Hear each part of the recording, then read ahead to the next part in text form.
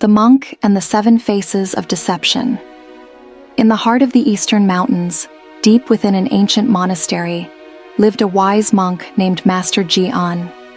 His days were spent in meditation, guiding seekers of truth and imparting wisdom to those who came to learn the ways of enlightenment.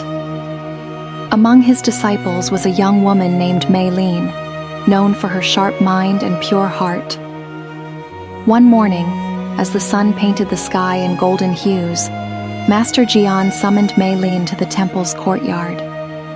"You have trained well," he said, his voice calm as the wind that rustled the prayer flags. "But wisdom is not gained in the stillness of the monastery alone. You must witness the world and learn to see people for what they truly are." Mei Lin bowed. "How shall I do this, Master?" "You will walk among them and observe the 7 traits of false and wicked people. Only by knowing darkness can you truly understand the light." With only a staff and a robe, Mei Lin descended the mountain, stepping into a world she had never known. 1. The Mask of Kindness. In a bustling village, she met a wealthy merchant named Zhao, who welcomed her with open arms. He showered her with gifts and words of kindness, but soon she noticed how he spoke ill of others behind their backs, manipulating people for his own gain. Mei Lin understood. Some people wear kindness like a mask, hiding their selfish intentions beneath it. 2. The Blade of Betrayal. Further along her journey, Mei Lin encountered a noblewoman named Lady Shu, who treated her like a dear friend. But when thieves raided the village, Lady Shu falsely accused Mei Lin to save herself, turning her back on her without hesitation. She realized, some people offer friendship only when it is convenient, ready to betray when danger arises. 3. The Tongue of Lies. In a small town, she met a man named Wen, a storyteller who mesmerized crowds with his words. But as Mei Lin listened closely, she realized his tales were not just fiction. He twisted truths to deceive and control others. She learned, some people build their lives upon lies, shaping reality to suit their desires. 4. The Heart of Greed. At a grand estate, a respected governor welcomed Mei Lin.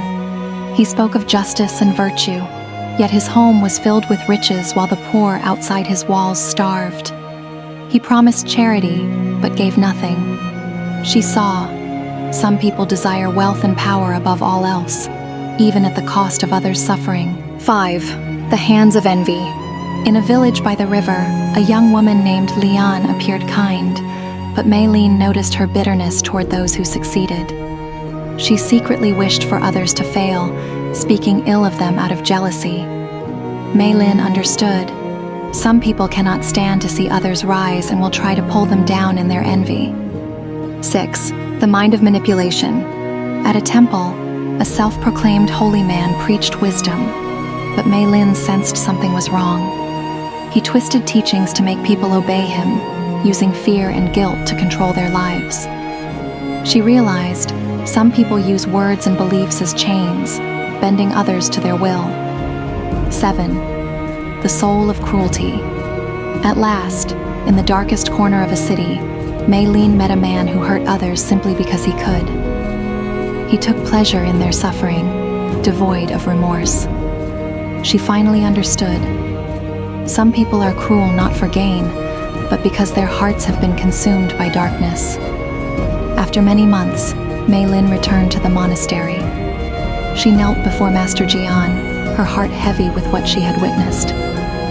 "I have seen the worst in people," she said. "How can the world be so full of deception?" The monk nodded. "Now tell me, Mei Lin, what else did you see?" She thought for a moment.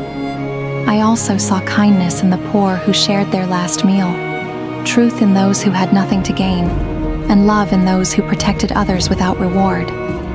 Master Jian smiled. "That is the final lesson. Where there is darkness, there is also light. Do not let the wickedness of others harden your heart, but let it teach you wisdom. Only then can you walk the world without being blinded." Mei Lin bowed, understanding at last. She had not only seen the 7 faces of deception, but had also found the strength to remain true to herself. And so, she became not just a disciple, but a guide for others, one who walked the path of wisdom with eyes open to both shadow and light.